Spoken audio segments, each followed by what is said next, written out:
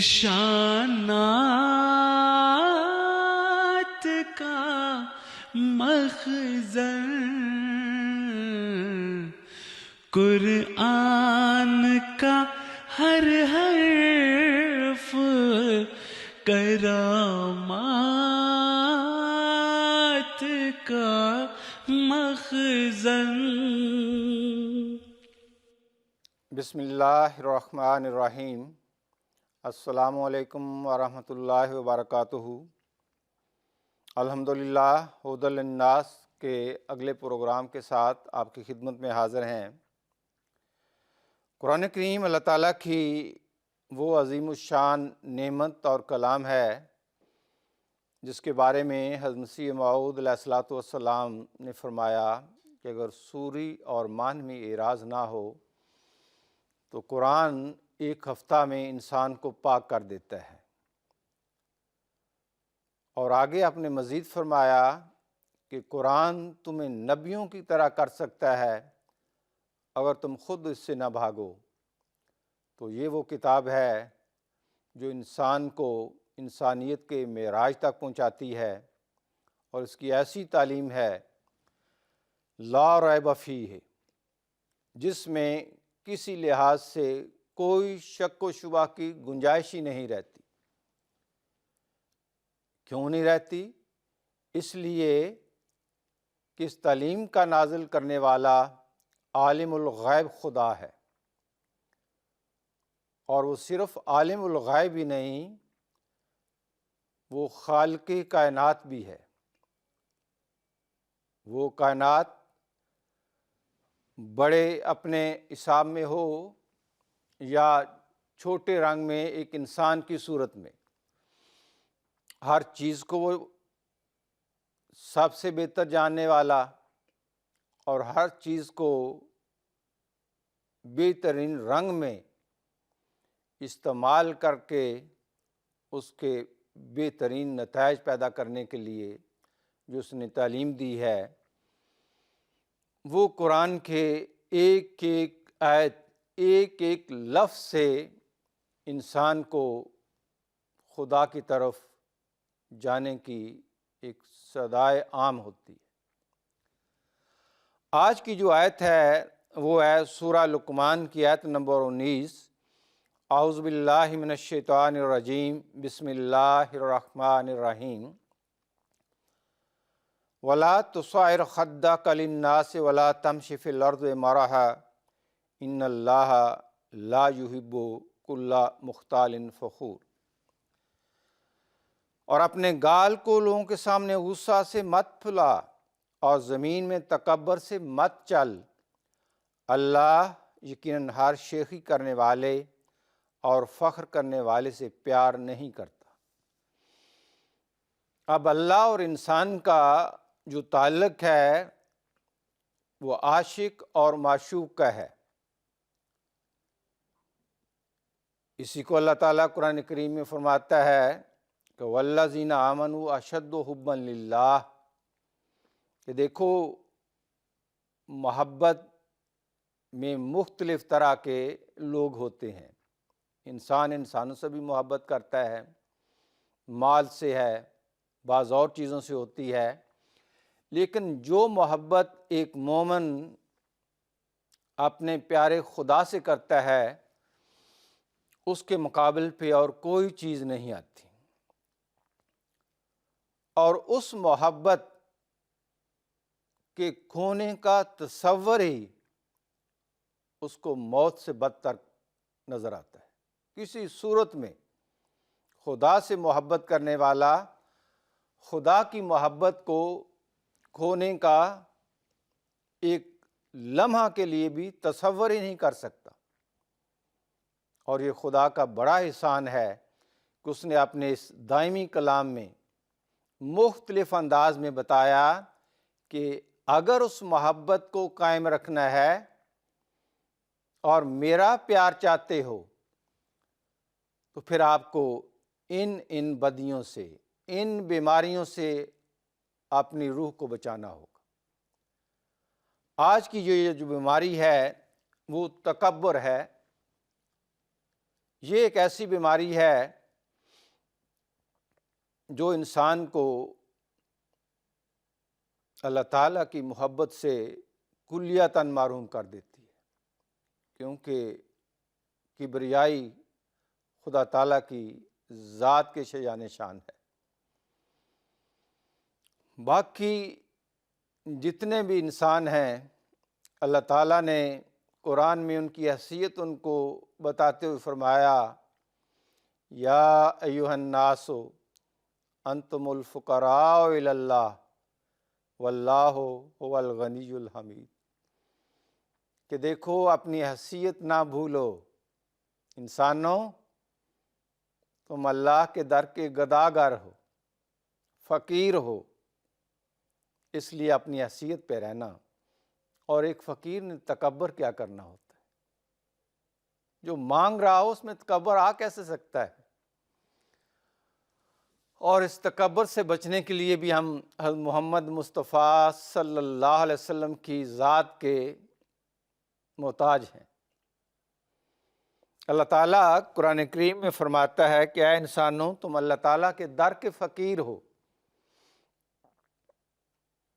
اب وہ جو سرور کائنات ہے، جو خدا تعالیٰ کا عاشق اور معشوق ہے، یعنی ہمارے پیارے آقا حضرت محمد مصطفیٰ صلی اللہ علیہ وسلم، آپ نے اپنے آخری ایام میں ایک دعا کی، اور اس دعا کو پڑھ کے انسان کے اوپر ایک عجیب کیفیت طاری ہو جاتی ہے۔ خدا تعالیٰ تو کہتا ہے کہ تم فقیر ہو، یا ایھا الناس انتم الفقراء الی اللہ، آپ ہمیں اللہ تعالیٰ کی ذات کی جو مقام ہے اس کے پیش نظر ایک سبق دیتے ہیں، اور یہ نہیں کہتے اے اللہ میں تیرے در کا فقیر ہوں۔ عرض کی انا الباعث الفقیر، اے اللہ میں تو فقیروں میں سے بھی ایک بدحال فقیر ہوں۔ پھر ہمیں اپنا خود سوچ لینا چاہیے کہ ہم کہاں پہ ہیں۔ پھر آپ نے اپنے ماننے والوں کے لیے حضرت عبداللہ بن مسعود رضی اللہ تعالیٰ عنہ سے ایک روایت ہے، فرمایا لا يدخل الجنت من کان فی قلبہ مثقال ذرۃ من کبر، کہ دیکھو جنت میں وہ شخص ہرگز داخل نہ ہو سکے گا جس کے دل میں ایک ذرہ بھر بھی تکبر ہو۔ اس پہ ایک نے عرض کیا، قال رجل ان الرجل یحب ان یکون ثوبہ حسنا ونعلہ حسنا، کہ دیکھیں اللہ کے رسول صلی اللہ علیہ وسلم، انسان پسند کرتا ہے کہ اس کے کپڑے اچھے ہوں، اس کے جوتے خوبصورت ہوں۔ قالا، یعنی اس صحابی نے کہا کہ کہیں ایسا تو نہیں کہ یہ اچھے کپڑے پہننا، اچھے جوتے پہننا یہ ہمیں تکبر کی طرف نہ لے جا رہا ہو؟ اس پہ آن حضرت صلی اللہ علیہ وسلم نے فرمایا ان اللہ جمیل یحب الجمال، دیکھو اللہ تو خود حسن کی کان ہے، وہ تو حسن کا خالق ہے اور وہ حسن کو پسند کرتا ہے۔ اس لیے خوبصورت صاف ستھرا لباس پہننا، وہ کپڑے ہوں یا جوتے، یہ تکبر میں نہیں آتے۔ تو پھر تکبر ہے کیا؟ فرمایا الکبر بطر الحق، کے تکبر تو یہ ہے کہ حق کا انکار کیا جائے، اس کا تمسخر اڑایا جائے، خدا اور خدا والے کی بات کو نہ مانا جائے، خواہ وہ نہ ماننا قولن ہو یا فعلن ہو یا حالن ہو، کسی طرح بھی اگر اس سے منہ موڑا گیا تو یہ تکبر ہے۔ پھر فرمایا وغمت الناس، اور اپنے آپ کو بڑا سمجھنا اور دوسرے انسانوں کو حقیر جاننا، انہیں کم تر خیال کرنا۔ اب ایک بات جس کو لازمی دیکھنا چاہیے کہ اللہ تعالیٰ کی ذات اور اللہ تعالیٰ کی طرف سے آنے والے یہ ایک مسلسل چین ہوتی ہے، کڑی ہوتی ہے۔ اللہ تعالیٰ کا کلام قرآن کریم اور آن حضرت صلی اللہ علیہ وسلم کے ارشادات، آپ کی احادیث لازمی کسی نہ کسی قرآنی آیت کی تفسیر ہوتے ہیں، اور یہی حال اگر آگے چلیں تو آپ کے غلام صادق عاشق کامل حضرت مسیح موعود علیہ الصلوۃ والسلام کا ہے۔ آپ کی تحریرات ہوں، ملفوظات ہوں، وہ کسی نہ کسی قرآنی آیت یا آن حضرت صلی اللہ علیہ وسلم کے کسی ارشاد کی تفسیر اور اس کی وضاحت ہوتے ہیں۔ اور اس کڑی کو اگر انسان ملاتا جائے تو جو لطف مطالعہ کرنے میں آتا ہے اور جس طرح پھر انسان کا علم پختہ ہو جاتا ہے، اس کا ایک عجیب ہی نظارہ ہے اور ایک لذت ہے۔ تو اس حساب سے بھی ان چیزوں کو آپس میں جوڑنے کی کوشش کرنی چاہیے۔ حضرت مسیح موعود علیہ الصلوۃ والسلام اللہ تعالیٰ کے اس ارشاد اور آن حضرت صلی اللہ علیہ وسلم کے ان مقدس الفاظ کے بارے میں فرماتے ہیں، اسلام ایک وسیع مذہب ہے، اس میں اسلام کا مدار نیات پر رکھتا ہے، یعنی اسلام جو ہے انما الاعمال بالنیات کی ایک اصل دیتا ہے۔ آگے حضور فرماتے ہیں، بدر کی لڑائی میں ایک شخص میدان جنگ میں نکلا تو اترا کر چلتا تھا۔ آن حضرت صلی اللہ علیہ وسلم نے فرمایا کہ دیکھو یہ چال بہت بری ہے، کیونکہ خدا تعالیٰ نے فرمایا ہے وَلَا تَمْشِ فِي الْأَرْضِ مَرَحًا، مگر اس وقت یہ چال خدا تعالیٰ کو بہت ہی پسند ہے، کیونکہ یہ اس کی راہ میں اپنی جان تک نثار کرتا ہے اور اس کی نیت اعلیٰ درجہ کی ہے۔ غرض اگر نیت کا لحاظ نہ رکھا جاوے تو بہت مشکل پڑتی ہے۔ اسی طرح پر ایک مرتبہ آن حضرت صلی اللہ علیہ وسلم نے فرمایا کہ جن کا تہ بند نیچے ڈھلکتا ہے وہ دوزخ میں جائیں گے۔ حضرت ابو بکر رضی اللہ عنہ یہ سن کر رو پڑے، کیونکہ ان کا تہ بند بھی ویسا تھا۔ اس پر آپ صلی اللہ علیہ وسلم نے فرمایا کہ تو ان میں سے نہیں ہے۔ غرض نیت کو بہت بڑا دخل ہے اور حفظ مراتب ضروری شے ہے۔ پھر حضور ہمیں مزید اس برائی سے بچنے کے لیے فرماتے ہیں، یعنی ایک نفرت پیدا ہو جائے تکبر سے۔ فرمایا یاد رکھو کہ تکبر شیطان سے آیا ہے اور شیطان بنا دیتا ہے۔ اب ہم میں سے ہر ایک کا مقصد احمدیت میں آنے کا، بیعت کرنے کا یہ ہے کہ ہم باخدا بن جائیں، اور ایسے باخدا بنیں کہ خدا نما بن جائیں۔ تو ہم کیسے گوارا کریں گے کہ ہم اس مقام سے گر کے شیطان کے پیروکار بن جائیں؟ اس لیے حضور نے ایسے الفاظ استعمال کیے کہ انسان فوراً اگر اس طرف جا رہا ہے تو اپنا رخ بدل لے۔ فرمایا یاد رکھو تکبر شیطان سے آیا ہے اور شیطان بنا دیتا ہے، جب تک انسان اس سے دور نہ ہو یہ قبول حق اور فیضان الوہیت کے راہ میں روک ہو جاتا ہے۔ کسی طرح سے بھی تکبر نہیں کرنا چاہیے، نہ علم کے لحاظ سے، نہ دولت کے لحاظ سے، نہ وجاہت کے لحاظ سے، نہ ذات اور خاندان اور حسب نسب کی وجہ سے، کیونکہ زیادہ تر انہی باتوں سے یہ تکبر پیدا ہوتا ہے۔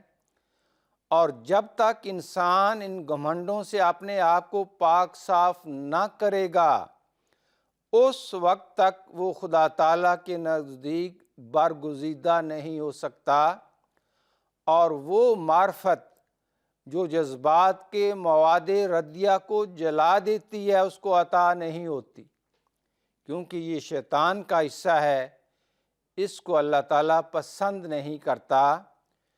شیطان نے بھی تکبر کیا تھا اور آدم سے اپنے آپ کو بہتر سمجھا اور کہہ دیا انا خیر منہ خلقتنی من نار وخلقتہ من طین۔ اس کا نتیجہ یہ ہوا کہ یہ خدا تعالیٰ کے حضور سے مردود ہو گیا، اور آدم لغزش پر چونکہ اسے معرفت دی گئی تھی اپنی کمزوری کا اعتراف کرنے لگا اور خدا تعالیٰ کے فضل کا وارث ہوا۔ وہ جانتے تھے کہ خدا تعالیٰ کے فضل کے بغیر کچھ نہیں ہو سکتا، اسی لیے دعا کی ربنا ظلمنا انفسنا وان لم تغفر لنا وترحمنا لنکونن من الخاسرین۔ پھر حضرت مسیح موعود علیہ السلام نے ایک اور قرآن کریم کی آیات سے اس چیز پر روشنی ڈالی ہے۔ اب اس کو دیکھتے ہیں۔ سورہ حشر کی آیت ہے لو انزلنا ھذا القرآن علی جبل لرأیتہ خاشعا متصدعا من خشیۃ اللہ۔ اس کی تفسیر میں حضور فرماتے ہیں ایک تو اس کے یہ معنی ہے کہ قرآن شریف کی ایسی تاثیر ہے کہ اگر پہاڑ پر وہ اترتا تو پہاڑ خوف خدا سے ٹکڑے ٹکڑے ہو جاتا اور زمین کے ساتھ مل جاتا۔ جب جمادات پر اس کی ایسی تاثیر ہے تو بڑے ہی بے وقوف وہ لوگ ہیں جو اس کی تاثیر سے فائدہ نہیں اٹھاتے۔ آگے حضور نے اب دوسرا اس کا جو معنی ہے وہ بیان فرمایا اور فرماتے ہیں اور دوسرے اس کے معنی یہ ہیں کہ کوئی شخص محبت الہی اور رضائے الہی کو حاصل نہیں کر سکتا جب تک دو صفتیں اس میں پیدا نہ ہو جائیں۔ اب یہی ہمارا مین مقصد ہے کہ ہم نے خدا تعالیٰ کی محبت کو جیتنا ہے، اور اس محبت کو اتنا جیتنا ہے کہ خدا تعالیٰ ہمارا محبوب ہے، وہ ہمارا عاشق بھی ہو جائے۔ اب دو چیزیں فرمائی کہ دو چیزیں ہیں، جب تک وہ نہیں ہوتی یہ مقصد پورا نہیں ہونا۔ فرمایا اول تکبر کو توڑنا، جس طرح کہ کھڑا ہوا پہاڑ جس نے سر اونچا کیا ہوا ہوتا ہے گر کر زمین سے ہموار ہو جائے، اسی طرح انسان کو چاہیے کہ تمام تکبر اور بڑائی کے خیالات کو دور کرے، عاجزی اور خاکساری کو اختیار کرے، اور دوسرا یہ کہ پہلے تمام تعلقات اس کے ٹوٹ جائیں۔ فرمایا دوسرا یہ کہ پہلے تمام تعلقات اس کے ٹوٹ جائیں، جیسے کہ پہاڑ گر کر متصدعاً ہو جاتا ہے، اینٹ سے اینٹ جدا ہو جاتی ہے، ایسا ہی اس کے پہلے تعلقات جو موجب گندگی اور الہی نارضامندی کے تھے وہ سب تعلقات ٹوٹ جائیں، اور اب اس کی ملاقاتیں اور دوستیاں اور محبتیں اور عداوتیں صرف اللہ تعالیٰ کے لیے رہ جائیں۔ اب یہ وہ دو باتیں ہیں جن کا ہونا ضروری ہے خدا تعالیٰ کی محبت کو جیتنے کے لیے۔ اسی لیے آن حضرت صلی اللہ علیہ وسلم کی ایک حدیث بحار الانوار میں ملتی ہے کہ الحب فی اللہ والبغض فی اللہ، الفاظ اس سے ملتے جلتے ہیں کہ ایک خدا کے بندے کی شان یہ ہے کہ اس کا ذاتی نہ کوئی دوست ہوتا ہے نہ کوئی دشمن، اس کی دوستیاں بھی خدا کی خاطر اور اس کی دشمنیاں بھی صرف خدا کی خاطر۔ اور یہی راز ہے جو حضرت مسیح موعود علیہ السلام کی ایک دعا میں، جس کو حضور انور ایدہ اللہ تعالیٰ بن نصر عزیز نے بھی پڑھنے کی طرف ہماری توجہ مبذول کرائی، اس کے الفاظ پڑھ کے بھی انسان وجد میں آ جاتا ہے۔ آپ فرماتے ہیں یا رب فاسمع دعائی، اے میرے رب میری دعا کو قبول کر لے، وَمَزِّقْ أَعْدَاءَكَ وَأَعْدَائِي، اور اپنے اور میرے دشمنوں کو پیس ڈال، ٹکڑے ٹکڑے کر دے۔ اب یہاں آپ نے بتا دیا کہ میرا ذاتی کوئی دشمن نہیں، ہاں جو خدا کا دشمن ہے وہی میرا دشمن ہے، اور اس کو خدا ہی جانتا ہوتا ہے۔ تو اس لیے ہم آپ کے ماننے والے ہیں، ہمارا ہر تعلق خدا کی ذات کے گرد گھومنا چاہیے۔ اگر خدا کی ذات ہمارا سینٹرل پوائنٹ اور محور ہوگی تو اس کا نتیجہ یہ ہوگا کہ ہمارا ہر حرکت و سکون اس کی رضا کے مطابق ہو جائے گا، اور یہی مقصد خدا تعالیٰ کا اسلام کو اس زمانے میں زندہ کرنے کا ہے، جسے حاصل کرنا ہے ہم نے اس کے فضل سے، اور اس کو وقت کے ساتھ ایک ایک قدم پر ہمارے پیارے آقا حضرت خلیفۃ المسیح الخامس ایدہ اللہ تعالیٰ بنصر العزیز خدا تعالیٰ کی رہنمائی میں قدم بقدم ہمیں لے کے چل رہے ہیں۔ شرط صرف یہ ہے کہ ہم آپ کی اطاعت میں قدم بقدم چلتے چلے جائیں، تو اللہ یہ سارے کوڑ ہم سے دور کر دے گا، اور اس کی جگہ سے ہماری ذات کو حسن سے مالا مال کر دے گا، اور حسن کی کان وہی ہے، اپنے فضل سے ہمیں وہ ایسا بنا دے۔ وآخر دعوانا ان الحمد للہ رب العالمین۔ آیات کے پردے میں نشانات کا مخزن، قرآن کا ہر حرف کرامات کا مخزن۔